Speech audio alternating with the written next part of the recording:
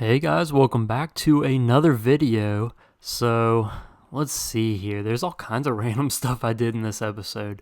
I guess in the past couple of the updates, I've done some pretty big projects. Of course, I worked on the mountain range a couple episodes ago, and then in the last one, yeah, there's the mountain range looking good up there. I actually did a little bit of work to it, and that's kind of what I'm going to talk about in this video. But I did a little bit of work and made the mountain range look even better, along with a lot of other stuff. But that was in a couple episodes ago, and then in the last episode, I was working underground in the sewers, and I was working on what was it? The underground. Yeah, it was the underground arena. So it was down here. And I promised that I would finish it up. So it's actually finished. And there's quite a bit done on it. But also I was working on a lot of stuff above ground. So we'll get into that. But this video is just going to be full of all sorts of random stuff. So we'll see how long it'll be. But let's go ahead and get into it. So the rankings. So of course we've got the underground arena here. The gladiator arena where I guess all of them fight down here, and if they win, then they get moved up to the regular arena, which I will eventually make. It's going to be like a coliseum, but to start off, I decided to put in the rankings here. So in first place, we have Lord Fist II, which there's a whole lore in there with Lord Fist, but I think he works for the red flag, but Lord Fist II, a very much known fighter, and often fights in the Slayers Guild kind of arena there. Rank number 2 is Carp Strangler. We've got Respinold at 3, Uncle Bones at 4, Shellac at 4. Oh no, there's 2 number 4s. Well, I need to fix that. But Shellac should be number 5. Shellac actually is in prison right now. Miss Fig at 5, Ugly Morgus at 6, Bargehead Jim at 7, Sewer Squatter 3 at 8, and Grenifer at 9. So there's the current rankings, and so they will all be fighting each other eventually. But if we go down on this side, we have the actual area where the fighters live, and this was not done before. This area was just like a little. It just went down into the fighting area, but this is the actual area where like the gladiators will stay and live. So it's pretty decent. So they've got this nice like common room area down here. This really nice dining room table with their drinks on it and plates. They've got an area to like practice. Like this is like a practice dummy, so you can shoot arrows or throw swords or slice this thing. And then here's some more fighting dummies that you can just pretend to fight against, and I guess get better at fighting. I don't know. It made sense for something like this to be in a gladiator arena. Down here, over here, we have like a area to wash off. So wash all the blood off of you after you're done with a big fight. And then just some simple like triple bunk beds. You know how we do it here.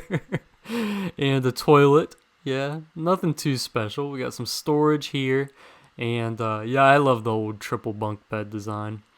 Pretty nice. But these doors, they lock, so the guards will kind of lock them in here. They don't have a light in here, but you know, it's pretty spacious. It's nice. Definitely better than what you would expect for a sewer, I guess, arena for the area that you stay in.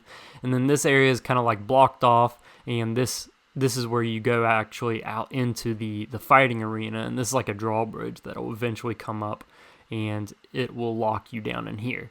This door can also be locked, these doors, so that way you can't run around and escape. But of course, that area is super nice, but you know me, I always have a nice area and a not so nice area. So if you go to the other side, we've got the not so nice areas. It's the same layout, but much worse. So you can come down through the stairs right here, and they don't really have a dining room table. They have more of like a bar here that you can set your drink. The obvious thing here, this is just part of the sewer water, so I guess this is where they can wash off. It's just sewer water, and it's right in the middle, so it's very unfortunate. They've got some training dummies here. They don't even have swords. They just have like rocks and stuff that you find on the ground here.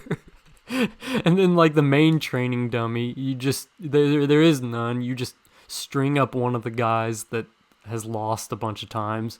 The lowest ranking just gets beat up over here for like training.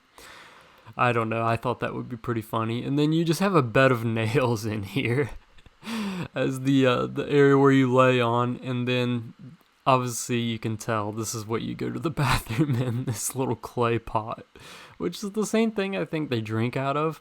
So not the best. Same design over here. This one's like a really thin one. So you don't want to be the lower ranking. So that's how you get designated where you go, is based off of the rankings. So like you don't want to be in the bottom 5. You go down in there. But like the top 5, you actually have a pretty nice area. Just wait till I build the actual Coliseum. They're going to have like some royalty, like gold lined area for them to stay in. I think that'll be pretty interesting to say the least. But that was not the only thing that I did. So, oh, it's dark out here. So, let's see here. We'll go up and sleep. We'll sleep in this nice inn over here. And whose room should we stay in? Grennifer.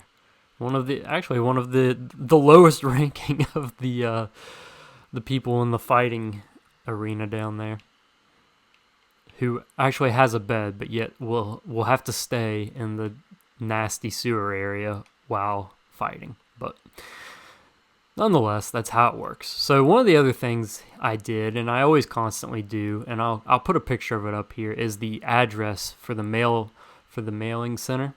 So like every building here has its own address and all that stuff, and I keep an Excel sheet that keeps track of every citizen here, where they live at, where they work at, and also each building has these addresses.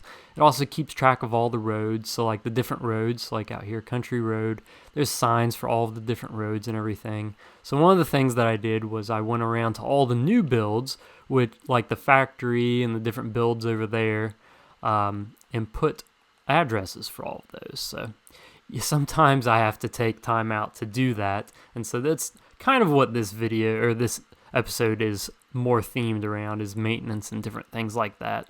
I also planted some fields over here. So right here, yeah, I planted this wheat field. So when I was working on the mountain range, of course I needed a ton of wheat for like that wheat area down below.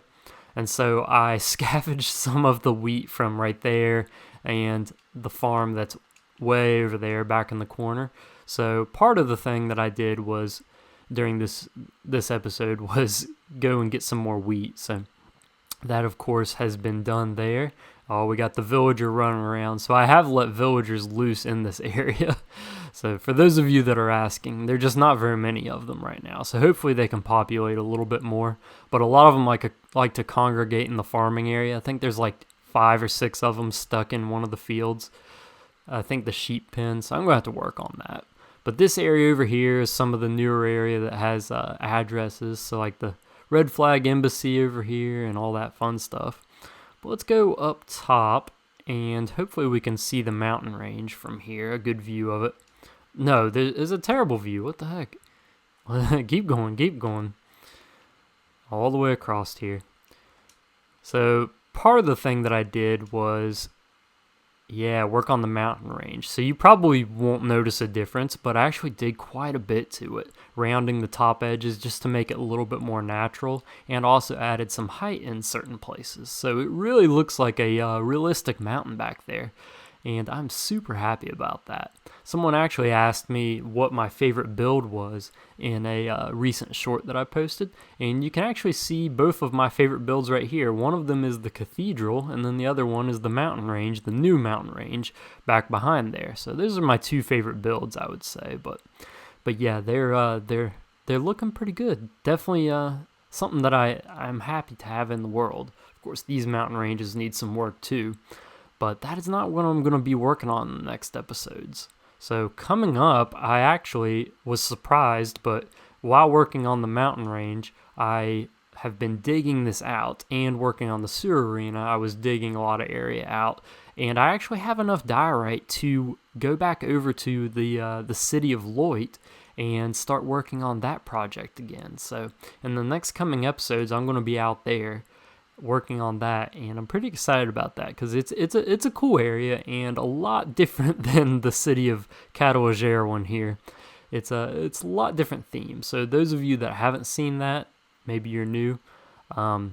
It's set in a mesa, and it's got like diorite as the main block palette. So I ran out of blocks last time that I was over there, and so I've been building that supply up. And honestly, I thought it would be several more months before I got enough to head back out there. But, I guess doing enough of these projects, I was able to mine quite a bit of diorite. But yeah, I'm excited to be back over there, and of course, survival. Sometimes you have to deal with that sort of stuff. So working on projects like the sewer arena also helped me twofold. I was able to build something cool, but I was also able to get a lot of stone and different blocks to work on that project. So yeah, I think that's it for today's video. Maybe not the coolest of episodes, but sometimes you have to have these maintenance videos to keep a big world like this, Catalogere one, as a functioning city. You got to have an area for like people to stay at and live at, and also everyone needs an address. So yeah, I appreciate y'all watching the video, and if this is your first time here, if you enjoy stuff like this and want to see the series continue, make sure you subscribe, and yeah, leave a like, and I will see you all in the next one.